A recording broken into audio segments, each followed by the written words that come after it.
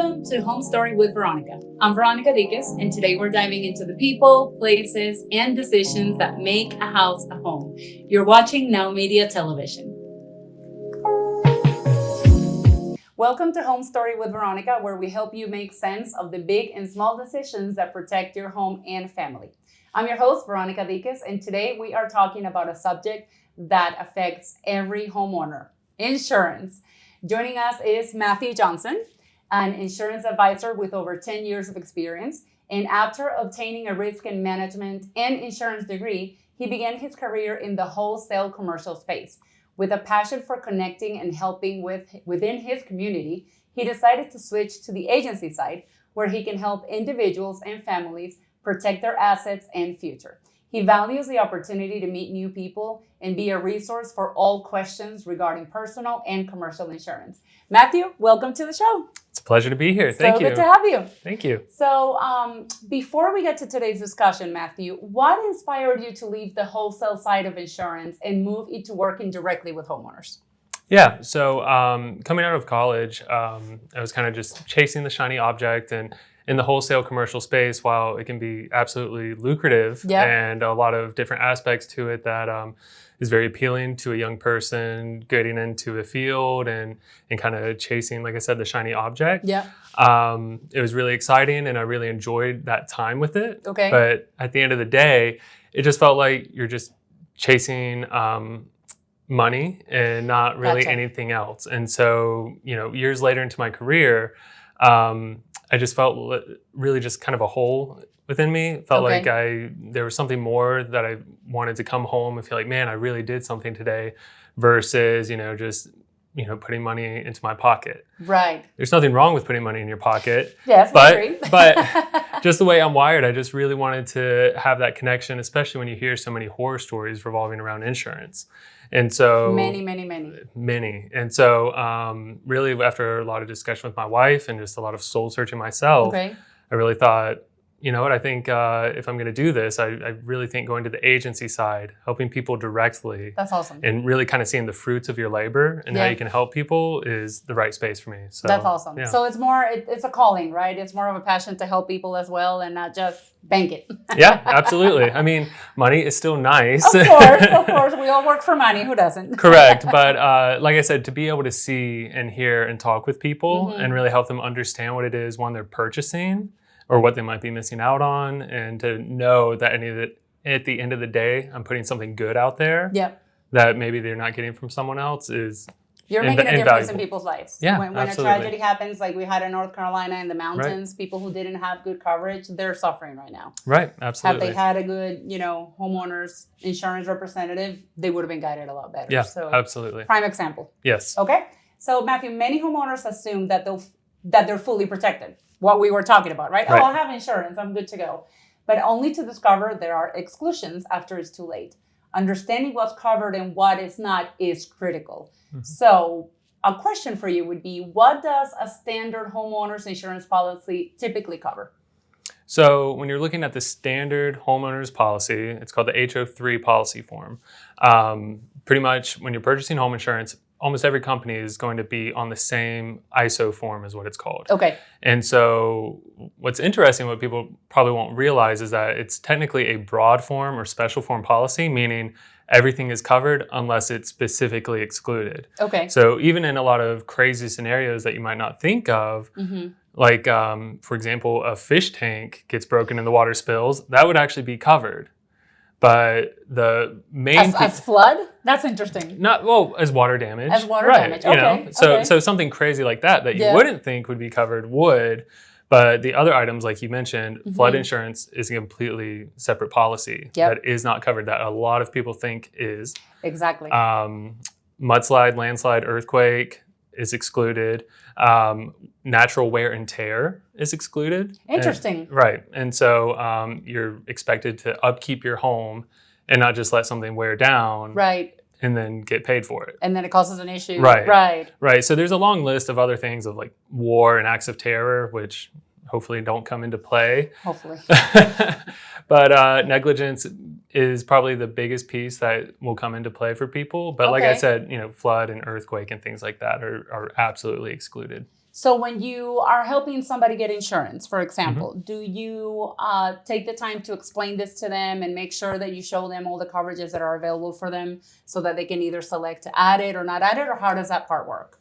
Right, absolutely. So maybe we'll get into it later, but as far as, like I said, that basic broad form is on there. But one thing that is excluded that most people think is already included is water backup coverage. Okay. And so it essentially is what it sounds like. So imagine your dishwasher gets built up from detergent or whatever else, and water spills out and floods on the floor, damages carpet, flooring, whatever else. Okay. I would say almost everybody would assume that's going to be covered under your homeowner's policy. Right. But that's actually excluded. That is excluded. Okay. And so I pretty much will not sell a policy without adding the water backup endorsement on there. And so there are different pieces. Like I said, most is going to be covered. I do explain, what you're looking at, what might be not included. But then, hey, I would really recommend adding this on here. Okay. And then once you explain that in the scenarios, like I just said, it's like, oh my gosh, yes, of course. It opens your eyes, exactly. Right, yeah. And I mean, let's be real, the majority of us are not going to read the policy, right? We're not going to look at the fine print. We're just trusting on the person that's helping us get the insurance, tell us all the information. So that's why I love working with Matthew. He's really good at that. Another question for you would be, what are some of the most common exclusions that catch homeowners by surprise? That one caught me by surprise. Right. The water backup. Is there anything else you can think that it's always, whoa, that's not covered? The negligence one? The negligence one would be absolutely, and I can maybe share a few scenarios, but another one would be in terms of like water damage or mold. I think a lot of people assume that is automatically covered, and it is not. Okay. And so the reason why is if you're looking at insurance and what is meant to set insurance into place is a sudden or catastrophic loss. Okay. And when you're thinking of mold, it takes a while for mold to grow. There has to be that makes sense. There has to be moisture that is going to build up over time. And so that's looked at as negligence because you're just ignoring a water spot. Right. Okay. There's a lot of different scenarios where I have seen mold paid out. A lot of times it's a sublimit because the remediation or somebody might have to be moved out of their home for an indefinite amount of time. It can lead to a lot of other stuff, but sometimes there's a specific limit as the highest they'll pay out for it. Okay. Or completely excluded. Another one actually would be dog breeds. So, really? Right. And so... don't discriminate against dogs. You don't decide that. I know. I'm a dog lover, so I had to say that. I am too. And so, and typically if I'm talking to a person, okay, do you have any pets? Yes, we have 2 dogs. Okay, what kind of dogs are they? Okay. And then if they say a mutt, we're great. We're good to go. But if they say a Doberman or a pit bull, a lot of companies will either put an animal exclusion on there. Okay. So anything arising out of an animal situation, biting a delivery driver or something, nothing will be paid out. Okay. Some companies have no restrictions on it.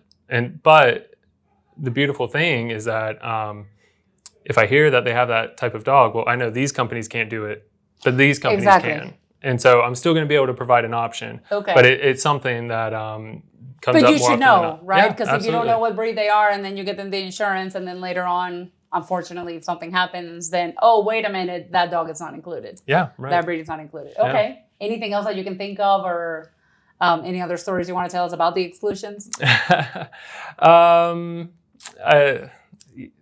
There's a lot of different things. Like I said, I mean, another one is just like water leaks that kind of goes along with the mold. Okay. And because a water leak is not a sudden event, it's something that's been dripping. That's a good way to think about it. If it's not sudden, if it takes time, so people take care of your homes. It's what we're trying to say, right? Right. Trampolines would be a big one. Trampolines, that's not covered? Well, for the most part, no, it is not. Or they will cancel you if they see a trampoline on your property. What? Yeah. Well, I mean, I did almost break an ankle on a trampoline, so I understand that. That one I understand. My nephew is currently with a broken leg from a trampoline. Oh, so no. Trampolines are.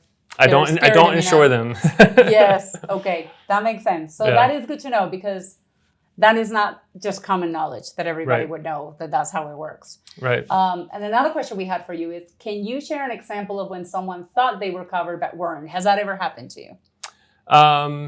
So going back to kind of the negligence thing, a roof. Again, as a homeowner, you're expected to be a good steward of it, right, and upkeep it, take care of it. Yes. So one thing that I do every year is I have a tree company come out and I trim back the trees around my house. That's important. Because if you have a tree that is overhanging, a branch overhanging your home, it's in contact with the roof, which can cause mildew or other things like that.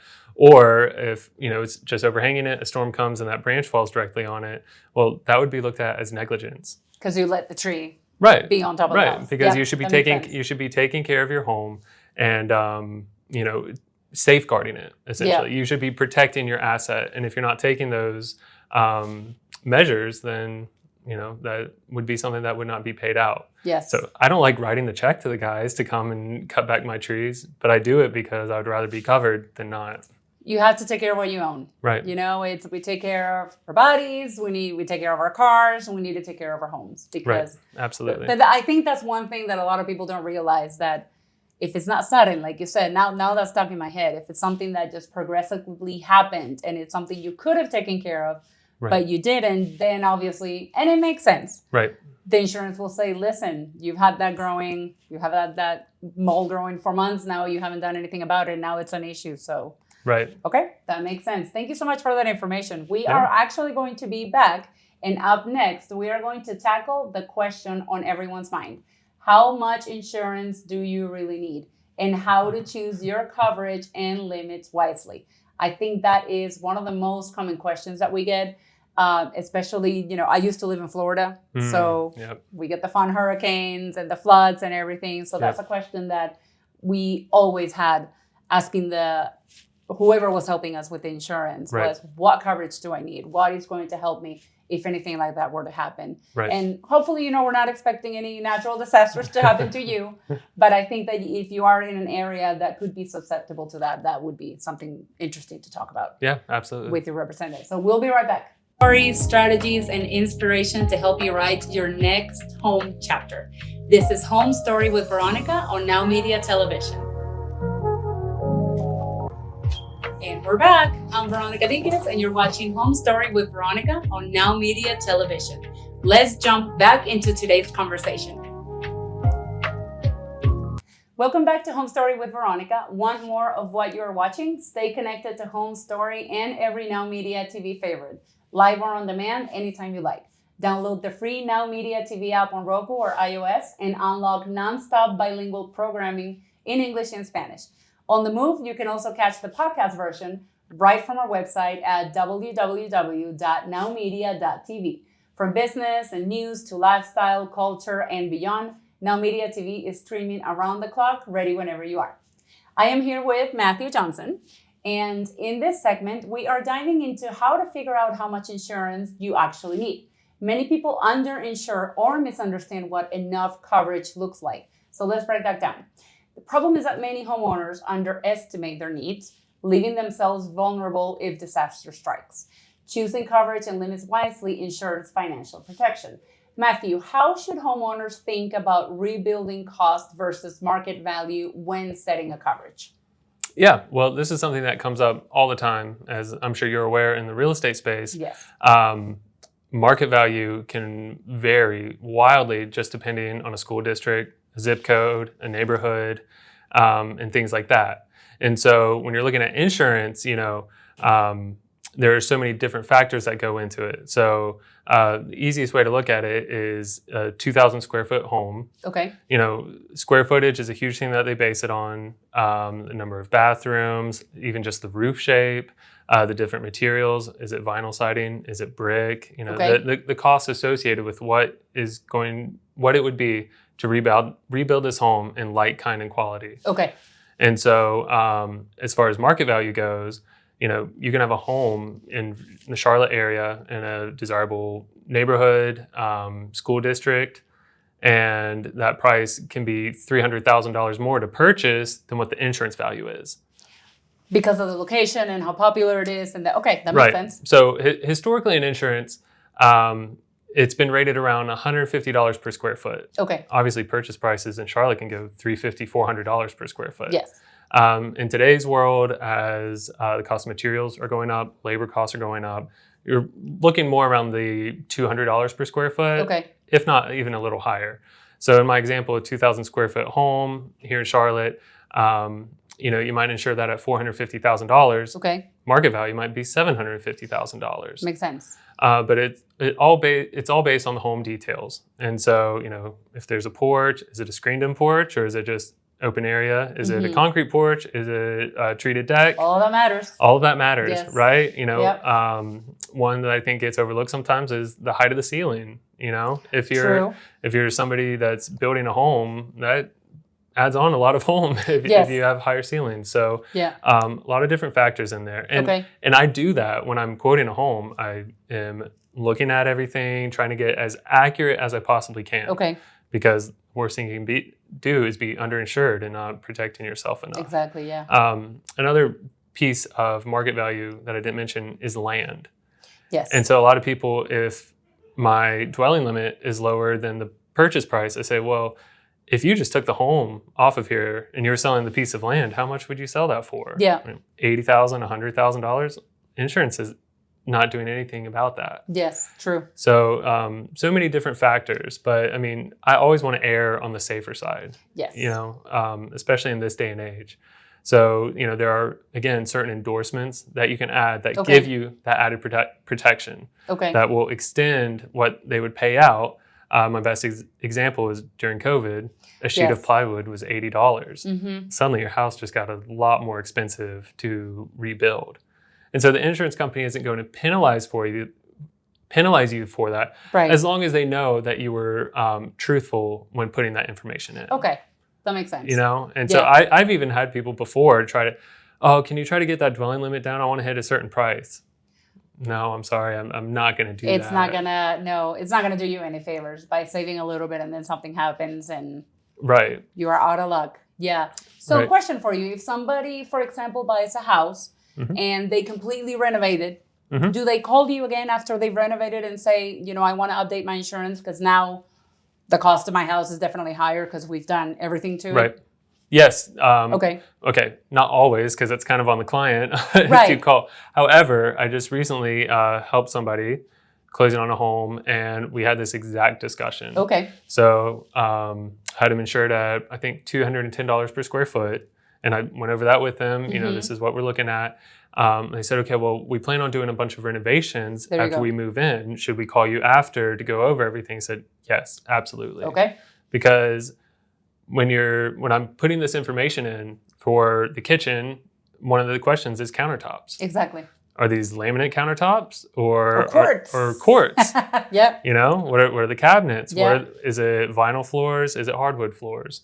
What's the percentages of all of it? And so, those play a factor. Absolutely. And so, I told her, I said, yes, absolutely.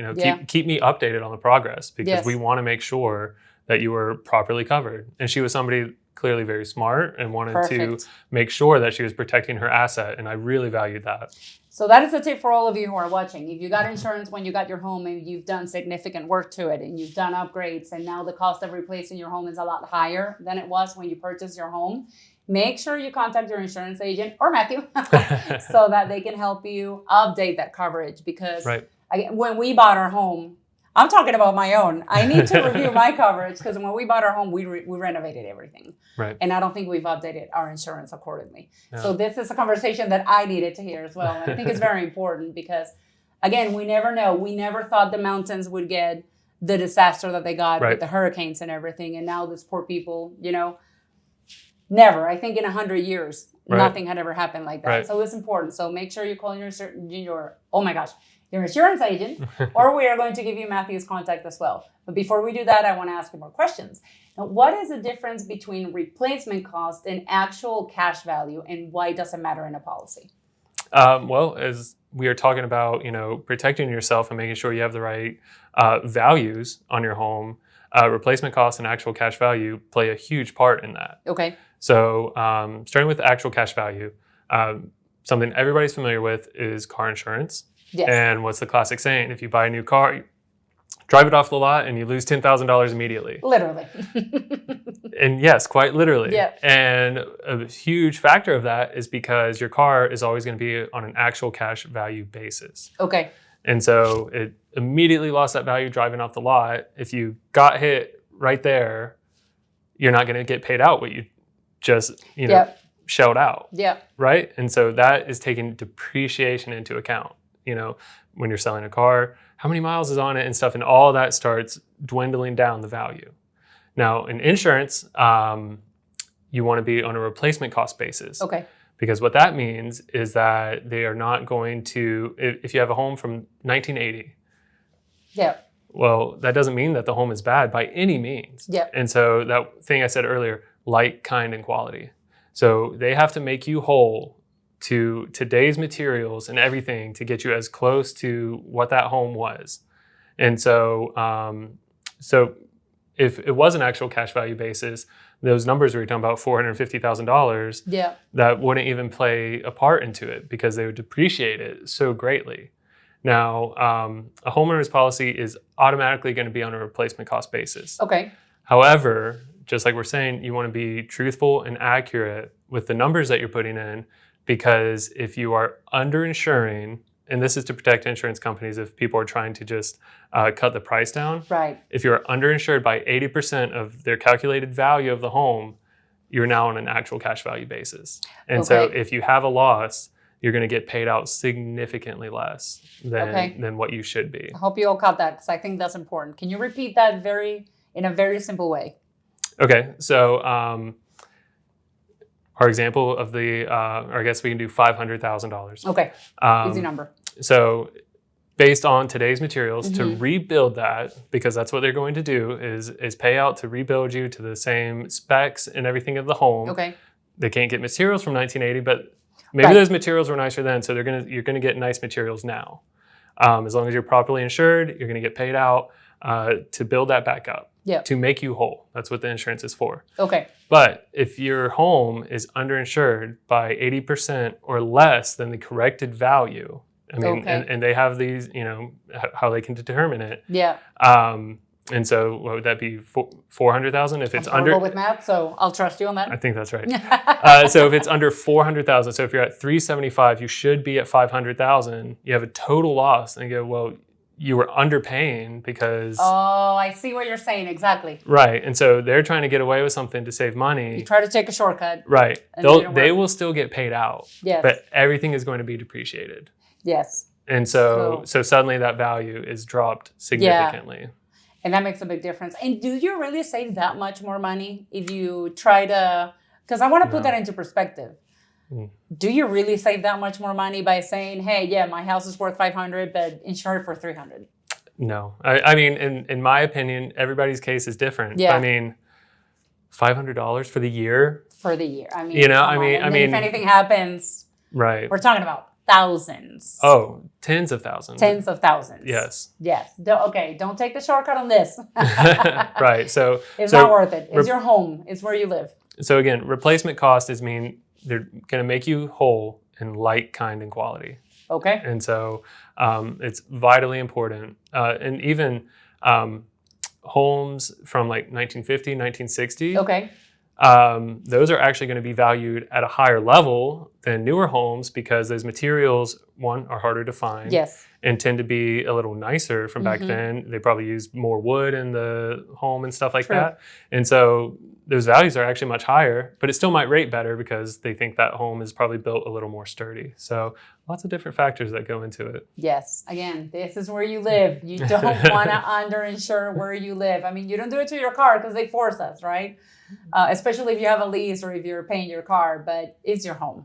Right. Make sure that you get a good insurance. Don't try to get shortcuts. Now, Matthew, for anyone watching who wants a personalized review of their policy, where can they reach you and your team? Yeah, so you can find us online at community1insurance.com. Okay, that's Community One, spell it out, right? Yep. Community, O-N-E, insurance.com. That's right. Okay. And if you're interested in us having a conversation with you, directly on the front page, you can hit get in touch or get a quote. And it just takes name, number, email, Okay. and then we'll reach out right away. If you want to talk to me personally, you can email me at matthew.johnson@communityoneInsurance.com. Perfect. And we are going to come back and we're going to talk about one of the biggest frustrations homeowners have, why premiums cost what they do, and how to save without sacrificing protection. We'll be right back. Stories, strategies, and inspiration to help you write your next home chapter. This is Home Story with Veronica on Now Media Television. And we're back. I'm Veronica Dinkins, and you're watching Home Story with Veronica on Now Media Television. Let's jump back into today's conversation. Welcome back to Home Story with Veronica. We've talked about what your policy covers and how much you might need. Now, let's tackle the topic that frustrates so many homeowners: premiums. Why do they cost what they do, and how can you keep those costs manageable without cutting corners on protection like we just talked about? The problem is that homeowners often feel confused or frustrated by rising premiums. Understanding what drives costs helps people make smarter choices. Matthew, what are the biggest factors that influence the cost of a homeowner's insurance premium? Well, biggest factors that are going to go into the premium are the home details. Okay. You know, what is it that they are insuring and potentially going to pay out? So, I mean, a bigger house is going to cost more to insure. Right. You know, and so, you know, that's kind of an easy answer to go there. But other factors that come into play that people might not think about, location being one. Okay. And actually a big thing right now is insurance companies are taking aerial imagery and seeing if there are a lot of trees around a home. Interesting. And so, like we talked about earlier, tree limbs hanging over your home, well, they don't want a part of that, right? Yes. And so some companies will just even flag it and say not available for a quote. Oh, wow. But, you know, so location is a piece of that. Yeah. And I would say everybody knows that whenever you start talking about going out towards the coast or Florida, right? Well, of course, the location here, you know, Yes. it's really susceptible to storms or Yes. something like that. But that's true everywhere. And so even there are different pockets all around Charlotte or different areas that, you know, have a higher storm grade compared to other areas. And so those are different factors. Materials of the home are different factors, the roof type, the roof shape. So all of those home details. Another one that has come up for me a couple times recently is each home has a protection class associated with it. Okay. What the protection class is rated on the fire department and the distance to a fire hydrant. So if anything were to happen, how long would it take for them to get to the... Exactly. Oh, that makes sense. Okay. Right. And so if you're in a home out in the country and so protection class goes from 1 to 10. Okay. Really to 9. But if you're protection class 1, they'll be there in 30 seconds. If you're protection class 9, maybe it takes 7, 8, 10 minutes. And Which so can make a big difference. in the name of a fire, yes, you know, that can go from a $10,000 claim to a $200,000 claim wow, just that's based on that. Okay. Right. And so Okay. That plays a big factor in it. Yeah. Yeah. That is very interesting. I never thought about that. Yeah. So there's a lot of things that you all look at when you're insuring a home we are just not aware of, because that's all done, you know, not behind the curtains necessarily, but there's a lot of things that factor into what would it take for your house to be rebuilt, and if anything were to happen, how long would it take for the firefighters to go put out that fire? Right. And you know, for me, like, I understand I don't like high premiums either. Yeah. You know, and like that's not something that I enjoy or try to tackle or anything like that. But these insurance companies, as much as people might hate them, it's all data driven. You know, I mean, for years, they know exactly what the amount of claims were, what this area performed as. Some companies for a stint might pull out of a radius and say, we're not going to insure anybody in this area because our losses have been so bad. Wow. You know, and so there's different factors like there. Obviously, plenty of companies won't ride on the coast. Right. But inland, they're fine here, but that doesn't mean anything can go. Yeah. And so, you know, there's a lot of things that are below the surface that we don't think about. Yes. I think the number one thing to really think about when you're frustrated with the premium or something like that is think of, okay, what you pay per year, let's say $2,000. You pay that for 10 years. Well, that's a lot of money, and you don't like seeing that go out. But the average fire claim in homeowners insurance last year was almost $90,000. Whew. Yeah, I mean, so immediately right there, it's already right. Yeah. So I mean, think about it like health insurance. We don't know if we're going to use it, but if anything were to happen and you end up in the hospital, if you don't have it, that's going to be a mess. Same with car insurance. Right. You know, they force us to have it if we're paying for the car, but if not, if anything were to happen, then it's just a necessary evil that we have to deal with. And it's not an evil. That's just an expression that I'm using. Truly think about it. If anything were to happen to your home and you don't have insurance unless you have tons of cash just sitting in a bank that you can just buy another home, and I'm sure you wouldn't want to do that anyways, then where are you going to be, right? That's your home. That's where you live. That's where your family lives.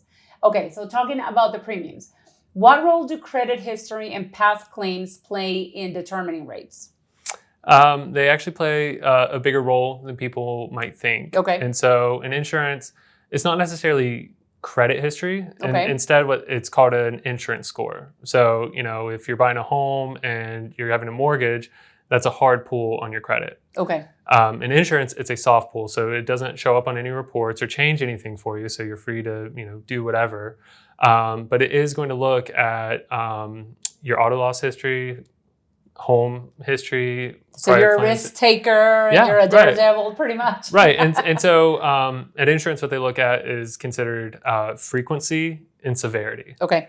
And so frequency is what it sounds like. Are they filing a lot of claims? You know, like you think, well, my windshield was chipped, but if you do that a lot of times, okay, well, where's this person driving, or what are they doing? What is happening? Yeah. Right. And will that lead to something else?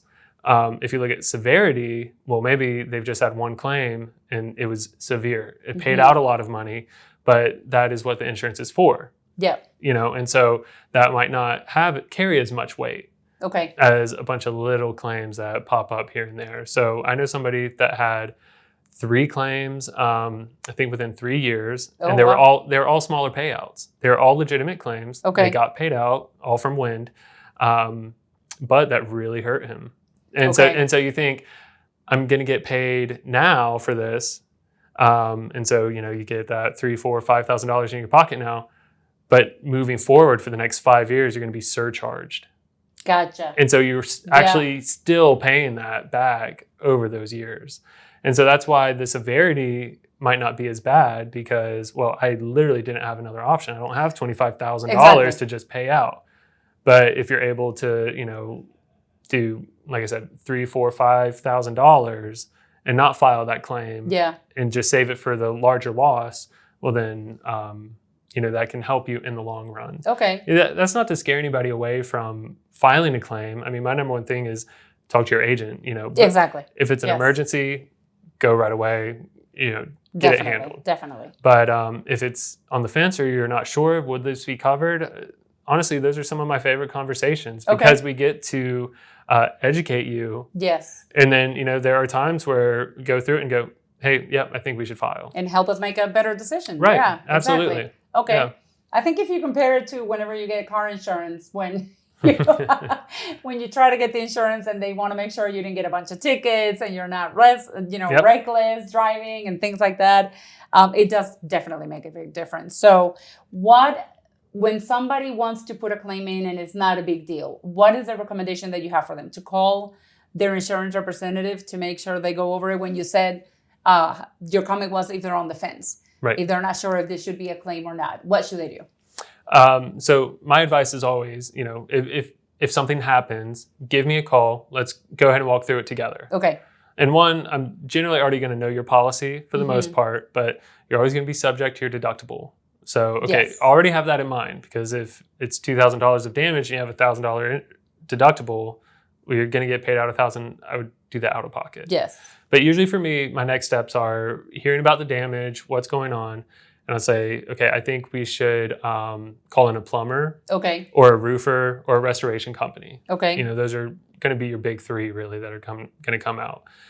Let them assess the damage, see what the source is, see what the extent is, what it's going to cost to rebuild, replace, or, you know, things like that. Yeah.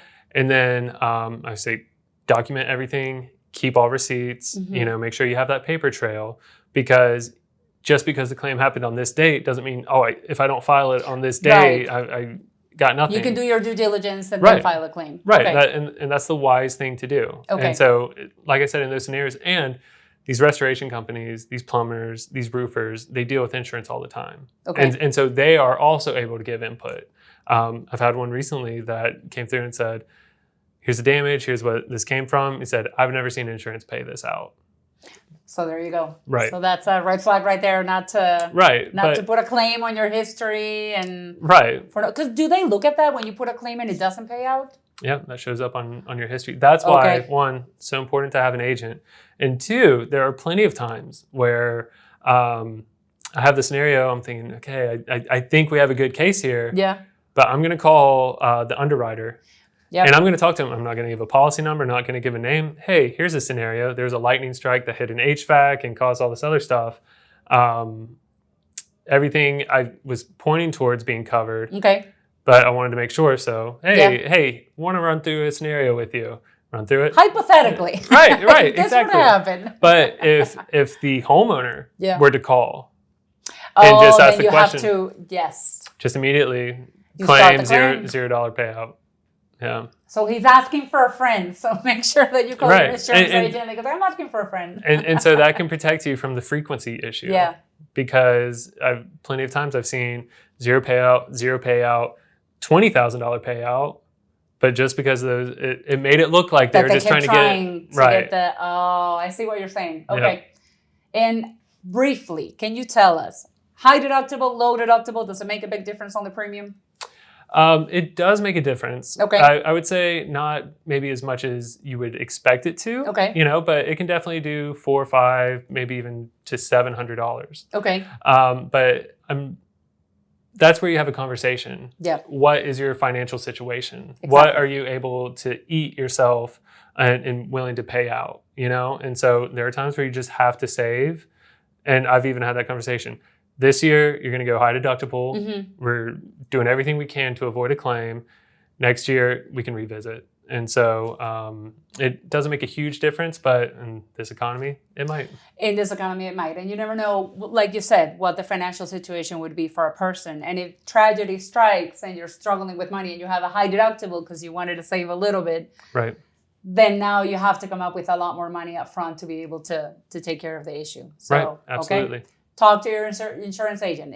I think that's the answer for everything to make sure that you get the right answer to your questions. And don't go away. We're going to be right back to cover home insurance in special situations, from detached garages to home businesses and everything in between. Stories, strategies, and inspiration to help you write your next home chapter. This is Home Story with Veronica on Now Media Television. And we're back. I'm Veronica Dinkins, and you're watching Home Story with Veronica on Now Media Television. Let's jump back into today's conversation. Welcome back to Home Story with Veronica. Don't miss a second of this show or any of your Now Media TV favorites, streaming live and on demand whenever and wherever you want. Grab the free Now Media TV app on Roku or iOS on your phone and enjoy instant access to our lineup of bilingual programs in both English and Espanol. For podcasts, listen to Home Story anytime on Now Media TV website at www.nowmedia.tv, covering business, breaking news, lifestyle, culture, and more. Now Media TV is available 24/7, so the stories you care about are always within reach. In this final segment, we are talking about special situations, detached structures, home business renovations. These don't always fall neatly under a standard homeowner's policy. So Matthew, let's dive into what people usually forget about those kind of things. The problem is that unique situations or changes to the home often aren't automatically covered. Without updating a policy, homeowners risk gaps that could be costly. How are detached structures like garages or sheds covered under a standard policy? So again, when you're going back to the standard HO3 form, like I was talking about, other structures and your personal property, loss of use, all of that is going to be a percentage of your dwelling limit. Okay. And so on every form, $500,000 dwelling limit, 10% of that is going to other structures. So that's 50,000. Okay. 50% is going to personal property, or loss of use is 20%. So it's just a built-in number there. And so I'll even have people say, well, I don't have any other structures. Can we remove that to save money? No, because it's just a built-in automatic thing. It's already how it's designed. Right. Okay.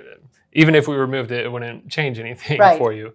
And so in this scenario here, where we're talking about detached structures, that's something that I look at quite a bit, because $500,000 is great on this home, but you have a 2-car garage that's separate that has a living space above it. Well, I actually have a client with that exact scenario. Really? Yes. It's going to cost much more than $50,000 to rebuild that. Yes. And so what you're going to do on that is add an endorsement, increase coverage B, other structures. And then, it's kind of the conversation. What do we think this is going to cost to rebuild? Okay. Or if somebody added it on, they might know exactly, well, it cost me $120,000. If they added it themselves, right. Right. They know, And so you increase that limit. And it's not going to be very expensive, but you want to make sure that's in there. And also going back to our insurance values that we were talking about, if it's a detached garage, that dwelling limit might sound really low to somebody. It's like, well, that's because that doesn't include the garage. So that's why we had to increase this portion of it here. Okay. That makes sense. Right. And so all of the other structures coverage is essentially what's on your property, not attached to the home. So a fence goes along with that. Fences are expensive. I hated adding mine. Yes, they are. Like you said, a shed, detached garage, a dock for a boat. It actually would fall under that right now. Okay. So I have a client right now. They just moved to the lake, very excited, and they're adding in a dock right now. He said it's going to be around $40,000 to $50,000. Okay. Home is, I think, $550,000. So he has, $55,000 in other structures coverage. And so we had the conversation. Well, you already have $50,000 in other structures coverage, which technically would be enough to cover the dock. Mm-hmm. But one thing happens to the dock, then, and everything else, that's not enough. So we had the conversation going back and forth. What number do we think is adequate for all of the detached? For all of the detached structures, okay. Right? And so a common one, a pool. A pool. That's interesting. Right. How does that work? Well, imagine that excavating and digging out a pool and laying down the concrete and stuff. That's considered a detached structure. Okay. And so it adds value to the home, and it increases everything, but it doesn't fall under that dwelling limit. And so, especially if they have a separate pool house or something like that. And so, I automatically, when I'm quoting a home, if I'm looking and I automatically see that, I will increase that other structures limit based on just, my guesstimate, And then when I present it to the client and call them and say, hey, I baked this in here for you. I saw that, you have the detached garage. And I put it at this limit, what do you think? Okay. So, it's not a standard thing or something that people think about that often, right.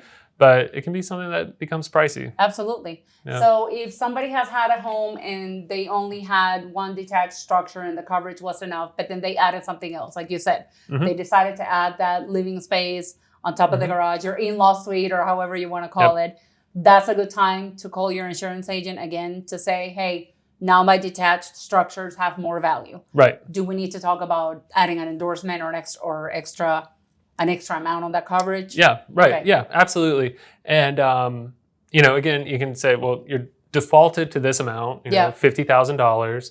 Okay, well, if you only need to say increase it by $20,000 or so, well, that's actually not going to be that much to increase it overall. To increase it for this boat dock I was talking about, I think it was $80 for the entire year. I mean, yeah. But now you don't have to worry about this $40,000 boat dock, so. What's going to cost you more? If anything happens, $40,000 or just $80 a year? Yeah. Right, and so adding anything, like I said, a fence is a big one. Yes. Especially if you're doing the whole yard, what type of fence and things like that. Those are important things to look at. Okay, that's very good information.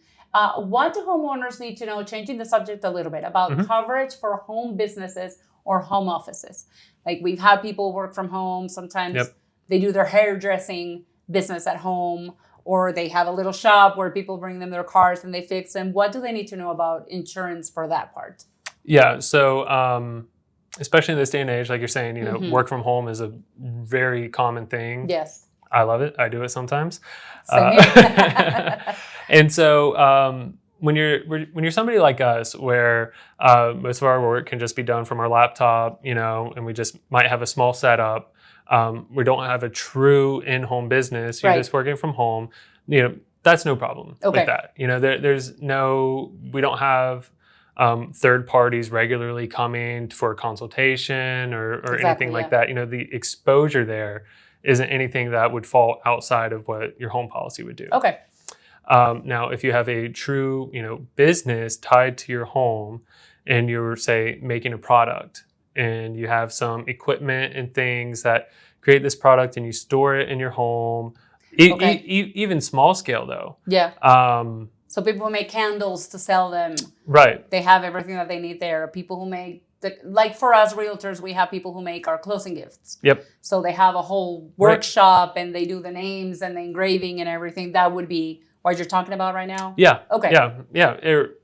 Like you're saying, candles, people on Etsy are making a lot of things. Yes. If you have an inventory of items, your homeowners policy will actually cover a little bit, but it's very limited, like $1,500 max. Oh, wow. That's nothing. Right. Nowadays, especially. Okay. Right. And so that separation there is going to be a gap in your coverage. And so what you're going to want to do if you're that business, and again, if you're smaller scale, just starting out, that's totally fine. But as things start to grow and maybe your inventory, you have a little bit more, you're going to really want to look at taking out a business owner's policy. Okay. They're not expensive, especially a startup or something, maybe it's $500 for the year. Okay, that's not bad. But that's going to protect your business personal property. It's going to protect that inventory. Okay. And then especially if you have people coming to pick up items at the home, that's not a regular homeowner's exposure, and so that business owner's policy is also going to protect you in that aspect of it. So liability, if they fall and they break their leg while they were going up the stairs to go pick up the items, then that would fall under the business one? Yep, exactly. Because it's not a typical, that makes sense. It's not a typical visitor that would just go see you at your house. They're going there for business. Right, exactly. Okay. And so, the homeowner's policy, again, it's broad form. It takes a lot of stuff into account. Yeah. But when you add a truly separate exposure that is not homeowner's activity, then that's when you have to start looking at it differently. Okay. Can they do that with you as well, the business policy? Yes, absolutely. All right. And does it cover, for example, the example that I gave you, the people who actually have tools to make whatever products they're making? Does it cover the tools as well or just the inventory? It would cover the tools as well. Okay. You're talking about for the business owner's policy? Yes, absolutely. Yeah. On the homeowner's policy, it probably would as well. Okay. Again, if you're looking at smaller scale and stuff like that, but especially if you have very specialized tools or kind of a large quantity of things, that separation you're really going to want to pull that away from it because it. Okay. So I'm asking for a friend. I'm actually asking for a friend this time. I have a friend who started a staging company, and she stores all of her furniture in her garage. What do you recommend for that? Because if anything were to happen to all of the furniture that she uses for business, for staging homes, what do you recommend for that? Yeah, I would absolutely look at taking out a commercial policy for it. Okay. And really, it is a gray area, which it does make it tough because, that's just furniture that is under the homeowner's policy. But in the event of a claim, say, well, why do you have all this extra stuff here? You don't need 25 couches and 10 dining tables for a 2,000 square feet home. Right. And so then if you're able to take out, like I said, a business owner's policy that's going to cover all that equipment, the liability and other items like that, which, away from the premise as well. Yeah. Contracts, things like that, for, $500 for the entire year. Yeah. That's really going to be worth it. All right. My friend's going to call you. I'm going to tell her to call you. How do renovations, additions, or roof changes affect insurance coverage? Briefly, if you can. Yeah. So we'll talk about roofs are the huge thing in insurance right now because people in Florida are trying to get paid out for things that shouldn't be paid out. Contractors, really kind of nasty thing right now. But for me, if somebody reaches out and says, hey, got a roof replaced, the first thing I do, one, I update their policy, which lowers their premium. Yep. But then after that, I go and I reshop with all my markets. Okay. Because there's a chance that they could save $1,000 just because they've updated their roof. Yeah, I mean, that happened to us when we got our home in Florida. They literally told us, if you put one more nail on the roof, a 3-nail something, I can't remember what it was, you will save like $2,000 a year. Yeah. Just because it protects the roof from flying off easily. Right. So just things like that, make sure that you check with your insurance agent, because our insurance agent at that time, this was a long time ago, he told us exactly what to do. So I think that's very important. Matthew, this has been such an important conversation. Where can people follow you or connect with you and Community One Insurance to review their own coverage? Yeah. So like I mentioned on our website, communityoneInsurance.com. Okay. All spelled out. And then we're on Instagram, we're on LinkedIn, we're on Facebook as well, Community One Insurance. I'm on Instagram as well. So if you want to follow me, reach out directly, I'd be happy to. Awesome. Matthew, thank you so much for joining us and for breaking down the complexities of homeowners insurance. Today, we've learned what's really covered in a policy, how much insurance people actually need, why premiums cost what they do, and how to plan for special situations that homeowners often overlook. For our viewers, remember, understanding your insurance is just as important as having it. So take the time to review your policy, ask questions, and protect what matters the most. I'm Veronica Diquez, and this has been Home Story with Veronica, where every home has a story worth protecting. Thank you for watching, and we'll see you next time.